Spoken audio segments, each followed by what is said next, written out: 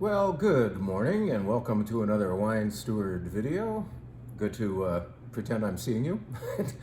And look at me. I am actually enjoying not bubbles to be in a video for once, but actually a red wine. This is one of two wines of the week. Yes, we can't keep from doing more than one sometimes. Wine of the week is going to happen every week from now on, from here to eternity, but will occasionally be wines of the week. Because after all, there's a lot of wine down there to tell you about. And these two do, in fact, have something to do with each other. One thing they have to do with each other is the fact that they're both made by Joseph Melot, a producer in the Loire Valley of France. Well, the other thing is they're both from the Loire Valley of France. However, they are, as you can see, perhaps two different colors. I have the red here, and this is their white. This is the white wine called Sincérité by Joseph Merlot. Sincérité is 100% Sauvignon Blanc. This producer makes beautiful Sancerre, but this is grown down the river from Sancerre, and because it's not called Sancerre, it's also down in price. So this is around $20, and we'll dip below that. Let's see, where are we? Yeah, it's actually, look at that, $19.99 a bottle. And for you wine club members who deserve a 10% discount on virtually all the wines in this store, and get it, it's going to be $17.99 a bottle for a, let's say, I don't want to call it a Sancerre knockoff. It is very good in its own right. It's not necessarily quite as lean as Sancerre, not as minerally, but it has a little more fruit instead. It's beautiful 100% Sauvignon Blanc called Sincérité by a Sancerre producer, Joseph Melot. Now, an unlikelihood is right next to it. It's an unlikelihood because I am very rarely promoting Chinon, or even Cabernet Franc in general from the Loire Valley of France. There are three well-known Cabernet Franc producing areas in the Loire Valley. They are Bourgouille, a name nobody can actually pronounce, Saumur, and not everybody wants Saumur, but there it is. And then Chinon. Chinon is happening here from Joseph Melot, 100% Cabernet Franc. And we have to just say that Cabernet Franc from the Loire Valley is always quite different from what we might grow in California and what grows down in Argentina. We probably make, well, we do make, generally speaking, a bigger Cabernet Franc here, a higher alcohol wine, more nummy-numb on the palate. Sometimes we actually erase with over-ripening and over-oaking all of the more mysterious and beautiful qualities of Cabernet Franc. Well, those mysterious and beautiful qualities can actually be taken too far to an extreme in the Loire Valley. In a cool year, you get too much green, basically. In a good year, however, you get the green and the red. It can be a very nice experience of both qualities. What do I mean by green?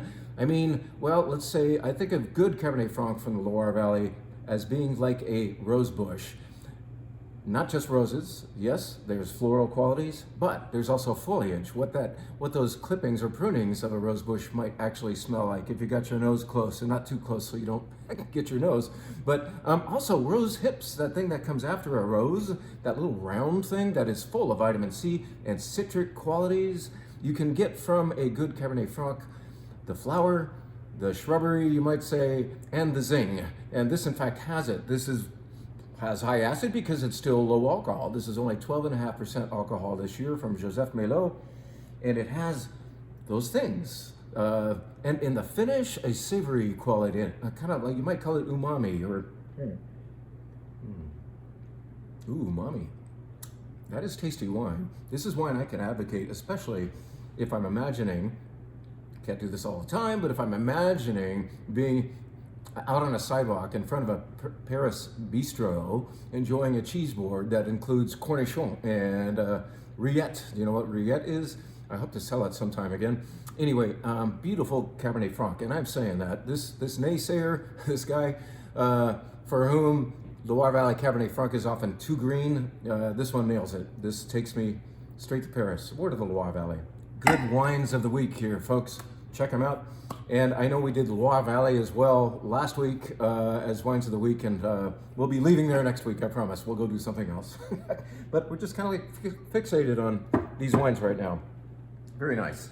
Let's tell you about what's going on next week. We're going to have an event upstairs that will not be a sit-down presentation style tasting sales event. We do hope you will treat it as if it's a sales event, but in this case, it's going to be open house in style. And we're going to have two gentlemen from Pesquier Winery here, and you may be wondering, well, what the hell is that? Let's at least get some labels in front of you. This is one white wine, beautiful white wine by Pesquier, and this is one of their red wines. I think we'll be pouring 6 or 7 in all as a flight. And you come as you are, when you want, between the hours of 5:30 and 7:30 for this open house style tasting. And we will actually be closing the store at 6, and only you who are attending this event will be admitted in and upstairs to enjoy learning and tasting wines from Pesquier. Well, who is, what is, where is Pesquier? Pesquier is a producer in the Ventoux region. And you're probably still saying, well, where the hell is that? Ventoux is actually a lesser known area, sub-region of the southern Rhone Valley. So we're about 40 minutes drive east of Châteauneuf-du-Pape if we are visiting Chateau Domaine. Are we Chateau or Domaine? We are Chateau Pesquier. And this is one of the great producers of the Ventoux region. They really want you to know them, of course, but also to know them and their neighbors and in this area that's less talked about. Ventoux. Why is Ventoux important? Because it's higher than Châteauneuf-du-Pape. You're going up several hundred feet to get into the foothills of Mount Ventoux. Have you heard of Mount Ventoux? That is that bald mountain that cyclists love to climb and nature lovers like to hike. And you can see it from virtually anywhere you are in the Southern Rhone. Oh, I now know where I am. I have my bearings because Mont Ventoux is over there. Mont Ventoux is especially famous among you cyclists for being used in the Tour de France frequently as one of the stages. They climbed Mont Ventoux a few years ago. They had to climb it twice. Anyway, you can see Ventoux very clearly from this winery, Pesquier. And so you've got different weather here than you have farther down. It is cooler here. They pick their grapes much later in the season because of that. And they have a wonderful selection of different exciting mineral types. Not all of you are excited by minerals, but I am, because they confer a certain feel to a wine. Maybe not a flavor, but certainly a texture. Happens especially in wines from the Ventoux, this higher, windier, more mineral-rich place. Pesquier, you are going to get to know the brand very well if you visit us from 5:30 to 7:30 next Tuesday night. Don't worry, I will be blasting out an email further supporting this idea. You don't even buy ahead. You come up, you pay for your flight, and we give you a menu/order sheet, and you work your way down at your leisure, at your speed, through these 6 or maybe 7 wines. I can't remember. I know one's a beautiful brand new rosé, 1 or 2 whites, and 3 or 4 reds from Pesquier. Okay, we've said that name often enough. Let's tell you about a couple more things that are happening on our wine bar. By the way, those wines of the week I mentioned, they are nestled in our wine bar flights. The Sincérité Blanc is in the white flight, and this Merlot is in a red flight consisting entirely of French reds that are especially designed for food. Of course, most European wine is much better with food, and food is much better with those wines. That's why we pair food and wine to make each member of the duet better. And so anyway, the French reds are food lovers reds, or food lovers wines, okay? Yes, so I described those, but I'm going to tell you about another white wine that is in the white flight that just came aboard. People walk in, people who know something about wine from Argentina know that Argentina doesn't make just Malbec. They also make some other very nice reds, and you could call their signature white grape Torrontés. Yes, they grow Chardonnay, but doesn't everybody else? But hardly anybody else grows this grape called Torrontés. Much Torrontés is grown in the well-known Mendoza region, but I've always felt that the better Torrontés is very fragrant. Wine is made higher up. We know that Mendoza is about 3,000 to 4,000 feet. This area called Salta in northern Argentina is sometimes 8,000 or 9,000 feet up. Easily one of the highest wine growing regions in the world, perhaps the highest wine growing region in the world. Salta, S-A-L-T-A, Salta. And this is the grape Torrontés. It is bone dry, but when you smell it, you might think it's going to be sweet because it's very fragrant, very floral. A little like a Muscat maybe, but not quite. And sometimes Torrontés is just too much of a good thing. This has good restraint, especially I believe, because it's grown way up there in Salta. Gotta try it. By the way, what to have with it? Sushi. This would be beautiful with Japanese food and in particular. Seafood as well, oysters, that kind of thing. Let us tell you about one more wine in the White Flight. How about that? We're not going to describe all these wines, but you come in and discover them on your own. Last week, we poured a wine on the wine bar made by a sister and brother, the son and daughter of Pierre Jean Villa, a master of Northern Rhone winemaking. Well, Hugo and Pauline, the daughter and son, have their own project now, and this is their Viognier, Question d'Équilibre. I think you say something like that.